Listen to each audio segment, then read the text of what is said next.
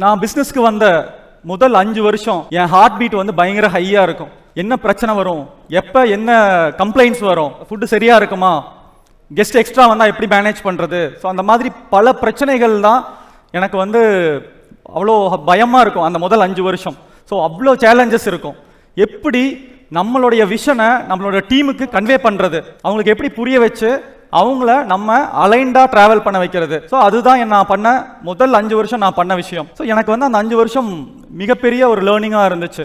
After 5 years நான் வந்து அந்த அனுபவம் வர வர ஒரு கல்யாணத்தில் என்ன பிரச்சனை வந்தாலும் ஹேண்டில் பண்ணுற அளவுக்கு எனக்கு வந்து ஒரு தைரியம் வந்ததுன்னா, அந்த நம்ம கற்றுக்கிட்ட விஷயம் ஒரு ப்ராப்ளத்தை எப்படி சால்வ் பண்ணுறோம் அப்படிங்கிற ஒரு விஷயம். வெட்டிங் இண்டஸ்ட்ரியில் ஒரு 5 ஸ்டார் ஹோட்டலில் கொடுக்குற மெனுவை ஏன் ஒரு ஆர்டினரி மிடில் கிளாஸ் வீட்டு கல்யாணத்தில் கொடுக்கக்கூடாது, அந்த மாதிரி அந்த மெனுவை ரீடிசைன் பண்ணோம். ஸோ அதுக்கு மிகப்பெரிய வரவேற்பு கிடைச்சது. என்னைக்கு ஒரு தொழிலை நிர்வகிக்கிறோன்னு முடிவு பண்ணுறோமோ அன்னைக்கு அந்த தொழிலையோட அடிப்படையெல்லாம் கற்றுக்கணும் அப்படின்னு ஆசைப்பட்டேன். ஸோ நான் வந்து ஒரு 1 year catering and diploma course join பண்ணேன். அதுக்கப்புறம் ஒரு 6 மாதம் ஹோட்டல் அலங்கார் கிராண்டேன்னு கோயம்புத்தூரில் ஒரு ஹோட்டலில் ஒர்க் பண்ணேன்.